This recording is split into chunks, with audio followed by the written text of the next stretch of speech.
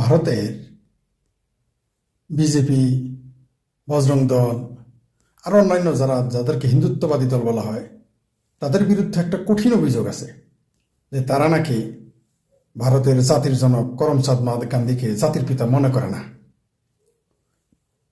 এবং এটা অনেকটা অভিযোগ সত্য, অনেকে মনে করে না।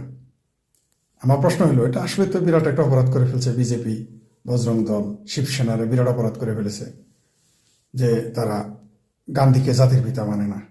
ঠিক আছে, বিরাট অন্যায় করে ফেলছে। তা আমার প্রশ্ন হইল, খুব ছোট্ট একটা প্রশ্ন, ভারতের বামপন্থীরা কি করমচাঁদ গান্ধীকে জাতির পিতা মানে? আচ্ছা, মানলাম, তারও মেনে নিল। মুসলমান বামপন্থীরা তো একজনও মানে না, হিন্দু বামপন্থীরা মানলে মানতে পারে। এইবার যেটা আমার আসল প্রশ্ন, এই যে ভারতের যে 20 কোটি নাকি কত কোটি মুসলমান আছে, তা যে দলেই তারা থাকুক, যে দলেই থাকুক, একজন মুসলমান পাবেন যারা করমচাঁদ গান্ধীকে জাতির পিতা মানে। মানে একদিকে করমচাঁদ গান্ধী হলো হিন্দু, তার উপর আবার ভারত একজন মানে দেখাইতে পারবেন? ভারতের কোনো মৌলবীরে জিজ্ঞেস করেন তো যে করমচাঁদ গান্ধী কিছু জাতির পিতা মানে?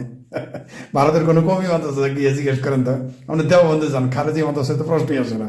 আপনি ভারতের যে কোনো মাদ্রাসায় যান, মাদ্রাসা তালেব আলেমকে বললেন, ঠিক আছে, বলেন তৃণমূলের যারা আছে মৌলবী তাদের বলেন গান্ধীকে গান্ধীকে জাতির পিতা মানে কিনা বলেন, লাইভে আসে বলতে বলেন, এটা দেখি। খালি বিজেপি না হলে দেশ হয়ে যায় না। কোনো মুসলমানই, ভারতের একটা মুসলমানও গান্ধীকে জাতির পিতা মানে না। শুধু বিজেপি নয়, শুধু বিজেপির দোষ খোঁজেন, বিজেপির খালি দোষ খোঁজেন। এরা কি এটা এবার আমি জিজ্ঞাসা করলাম, এর জন্য মহাভারত শুদ্ধ হয়ে গেছে।